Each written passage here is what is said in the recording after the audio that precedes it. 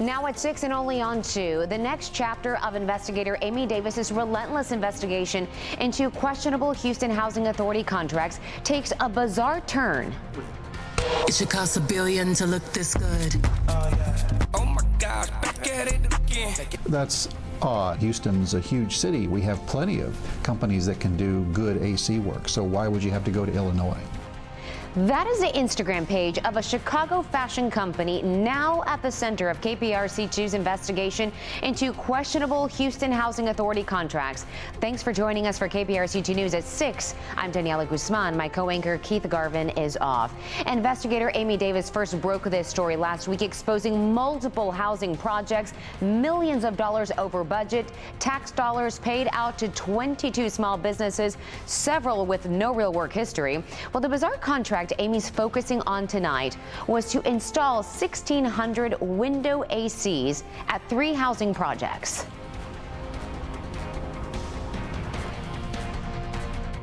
Oh my gosh, back at it again. Trucker hats, loungewear, men's and women's clothing made by Bragger Company out of Chicago, Illinois. The company's Instagram page describes Bragger as design and fashion, an aesthetically clean, classic, and confident brand. So is it any wonder owner Jonathan Stevens wanted to bring his fashion sense thousands of miles to Houston for a chance to install window ACs for the Houston Housing Authority? That's odd, because you would expect to want to hire companies that had the experience to do the job, and you would want to go local. Houston's a huge city. We have plenty of companies that can do good AC work, so why would you have to go to Illinois? Houston City Council member Julian Ramirez is asking a question we couldn't get the Houston Housing Authority to answer, but we did pull together some documents that provide some insight. Take a look. Jonathan Stevens signed the contract for Bragger Company to install window ACs on September 15th. On October 4th, a housing authority procurement manager sends this letter to Stevens. HHA has discovered that Bragger Company is not a registered business in the state of Texas. He wrote Stevens must provide proof the company is registered here or the contract will be terminated.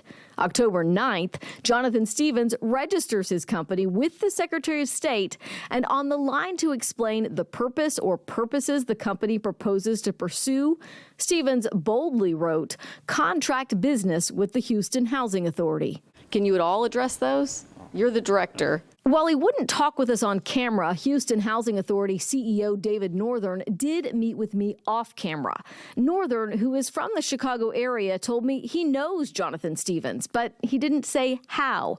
HHA General Counsel Janine Cox told me simply knowing someone doesn't constitute a conflict of interest. But why? We found another connection. In 2023, Northern hired Marquise Barnes, also from Chicago, to work as HHA's construction manager. And contractor Kevin Calvin, owner of TPMG Construction, says Barnes asked him to do the work for Bragger Company. They told me that if I would play ball and participate and bid a certain way, that they would tell me what the bid numbers were, that they would actually make sure I got some other contracts. This letter from Stevens in Chicago to the HHA asks them to release work materials and checks to Kevin Calvin here in Houston. When we reached out to Marquise Barnes to ask him if he knew Jonathan Stevens of Bragger Company before Stevens got the HHA contract, Marquise wouldn't answer. But these pictures and videos on Barnes' own Facebook page seem to answer for him. This is Marquise Barnes showing off his Bragger Company apparel in January, 7 months before the HHA contract was signed. I guarantee you we've got plenty of MWB EAC companies in Houston that can do that work. And so it raises some suspicions why this company in Illinois was chosen over all these companies in Houston, MWBE firms that would be able to do this work. I did call Jonathan Stevens in Chicago. He told me he has no comment about the contract. When I asked why he would want a job installing AC units in Houston, he hung up. Hopefully, we will get more answers soon. Yesterday, the Houston Housing Authority Board voted to hire outside legal counsel to investigate the contracts and payouts. They also voted to hire a consultant to evaluate Houston Housing Authority President and CEO David Northern. There is still more to our investigation. We'll keep digging. I'm Amy Davis, KPRC 2 News. And we are continuing to follow the investigation out in the Brookshire area after a fire broke out at the Rapid Exchange production facility. This is 15 minutes just northwest of the Buc-ee's in Katy on FM 529 near 2855. Well, we are told the fires in the facility are out now and those in the nearby fields are completely contained at the moment. We have been following this story since 1:45 this afternoon when that fire started. Our Corley Peel, though, is out there live in that area. Corley, have investigators begin to open up that area at all for people to go in and out? Daniela, this area is still blocked off for right now, and we are being still kept far away from that propane facility. But this is near FM 529 and Morrison Road. But there have been several different agencies that responded to this fire earlier today. Take a look at this drone video that KPRC2 obtained. This is not long after that fire broke out, and you can see the flames and heavy black smoke coming from the propane facility. According to the Waller County emergency management officials, about 15 people were safely evacuated from the building. One man was injured, but we're told some of his co-workers drove him to a nearby hospital and he was checked out. Officials say, fortunately, the building fire is under control and the grass fire is 100% contained. They say the grass fire was actually one of their biggest challenges considering the windy and dry conditions in this area. Our Sky 2 chopper also flew over the scene. Just to give you a better idea of what that area looks like, here's a bird's eye view. Fortunately, there aren't any homes around that were impacted by this, and evacuation orders were not needed. Emergency managers say the air quality is also okay. Now, don't exactly know what happened. Nothing suspicious that we see right now. We're pretty confident we got an accidental fire. We just want to figure out, what happened during that exchange. So that's what we're going to be working on, and we'll update y'all as soon as we know that. But we just don't know exactly what happened yet. But some type of an exchange going on between bottle to bottle, and we'll figure all that out once we start the investigation. And crews do expect this area to be open by 7 o'clock tonight. They're working as quickly as possible. And again, that fire is still under investigation. And we, of course, will keep you updated as soon as we learn more. Reporting live from Brookshire, Corley Peel, KPRC 2 News. Corley, thank you. A Houston property owner says somebody forged his signature to transfer his property deed over to them.